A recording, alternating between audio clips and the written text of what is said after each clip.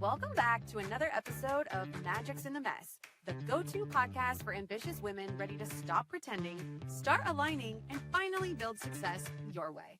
I'm your host, Danielle McKinley, speaker, business and wealth strategist, and your go-to problem-solving hype girl. Here, we'll help you unlock powerful mindset shifts, discover your magic, and bring your dream life into reality.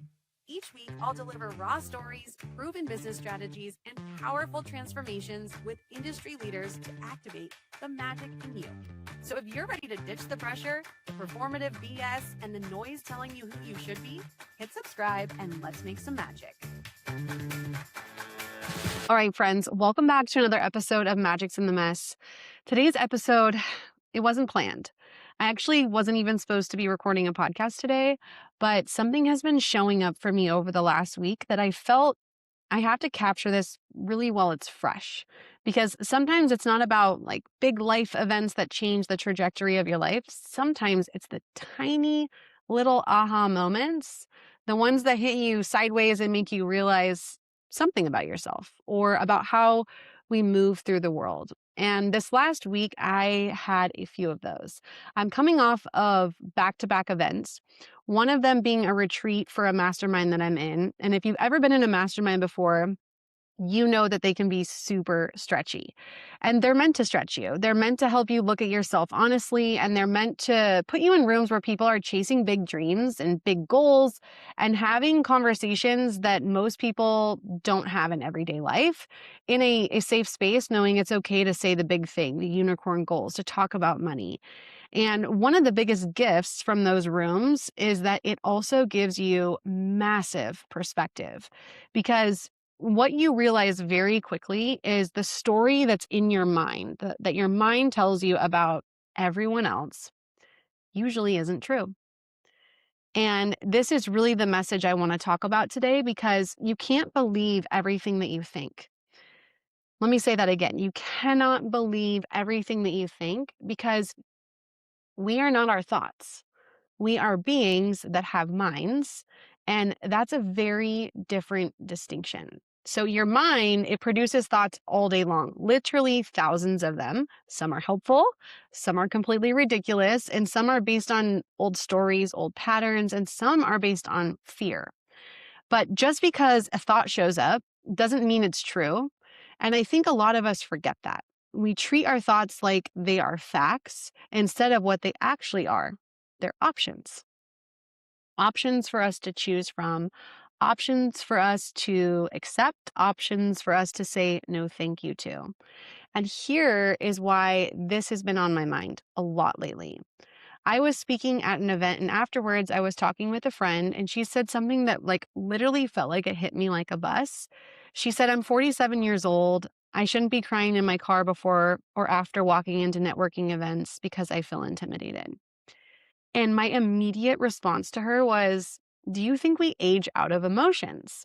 Because somewhere along the way, we start believing that, oh, because we're older or we've had success or we're now successful or we're experienced, that somehow we shouldn't have feelings.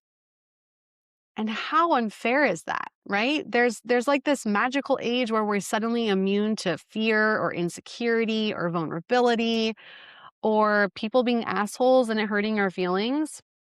But that's not how human beings work. We don't age out of emotions. And one of the mentors in my mastermind said something so awesome that will always stick with me, that is, emotions are just energy in motion. And it's so important that we move them, because if we suppress them, it's not serving us.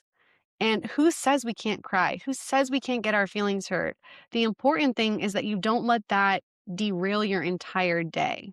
Okay. In fact, I think part of the reason so many adults feel stuck or overwhelmed is because we stopped allowing ourselves emotions to move through us, right? We just keep them stuck inside. We suppress them.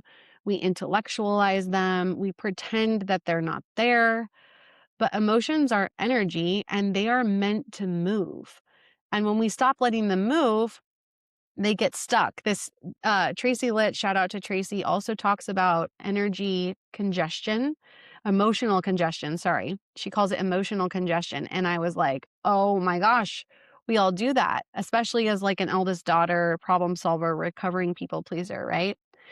And so here's what's really interesting is that from the outside, you would never know that the same person, this very same person who told me she cried in her car before the event, you would never guess it. She's successful, she's capable, she speaks on stages. She's someone that most people would probably look at and think, man, everything's easy for her. She's got everything together. You know those people? You're probably thinking about them right now because this happens all the time. We look around a room and we assume everyone else is fine. Everyone else is confident, everyone else belongs. And meanwhile, someone is sitting in their car taking a deep breath before walking in because they are so nervous that they're trying to calm their nervous system. They're trying to convince themselves that they belong, that they're allowed to be there. And the wild part is there are probably 5 other people in the parking lot doing the exact same thing. And this is what happens when we choose the wrong options for our thoughts. This is where our thoughts get us into trouble because our mind loves to create stories. Everyone here is more successful than me. Everyone here is more confident than me. Everyone here knows what they're doing except for me. But again, those thoughts are not facts. They're assumptions, right? They're options.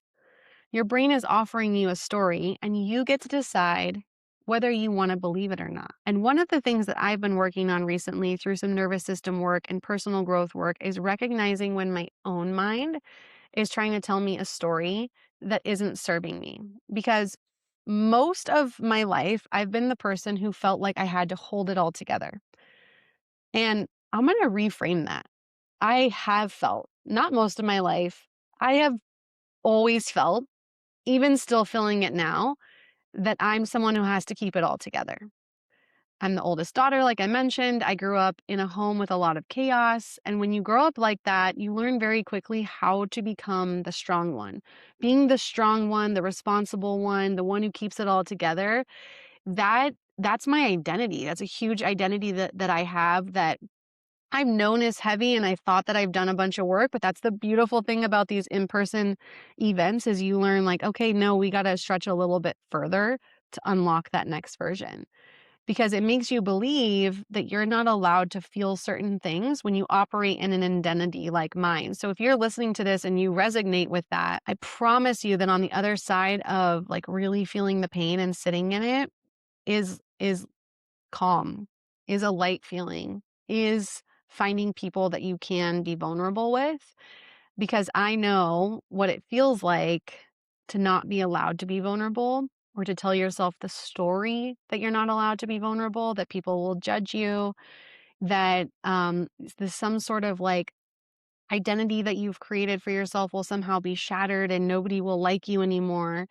And the funny part is that the more vulnerable you are, the more you end up connecting with people. And you don't always have to be the one that's fine. That is a truth that you've decided to choose, an option you took from the table, but it doesn't have to be realistic and it doesn't have to continue because we're humans. We're not robots. And the reason that when my friend said that to me, like, I'm 47 years old, I shouldn't be crying about this, hit me so hard is because I was like, oh, damn, I'm doing that to me. And my immediate response to her was, what, we just age out of emotions?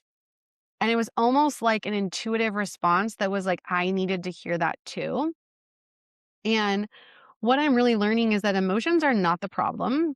Ignoring them is the problem. And like that sounds like we hear those things and we're like, yeah, Danielle, obvious. But I think that we've become so ingrained to suppress them or like unaware, like the subconscious unawareness of the identities and the stories, or we think that like we've done the work, we've listened to the podcasts, we've done the therapy, that somehow it's just supposed to be better. And I spoke at an event recently where someone asked me like, when are we done? And there's no destination. You're never done healing. You are responsible for identifying the things that are not your fault from your childhood, but as an adult, working through them and understanding them. And it's not dealing with it. It's creating a new story. It is hugging your inner child and being able to shift the outcome so that you don't have to keep repeating the same problem. Because pretending that there is no problem, that just signals more problems, right? And emotions, they really are just signals. They move through us when we allow them to, but when we judge them or we try to shut them down, they end up staying longer than they need to. And that's why when we have a tough conversation and we're like, gosh, why did I stew on that for 2 weeks? That's why. Because we were judging them, we were trying to shut them down, we were overthinking it. And then when we finally did the thing, we're like, oh my gosh, why did I hold on to that for so long? And that's why many adults walk around carrying emotional weight, emotional congestion that isn't even from today. It's from years ago. But because we never let the emotion move, it's stuck. It's congestion, as Tracy Litt would say. Shout out to Tracy. Gosh, if you're not following her, please go follow her. So if you find yourself believing the story in your mind is telling you, pause, ask yourself a question. Is this thought actually true? Or is this just a story my brain is offering me?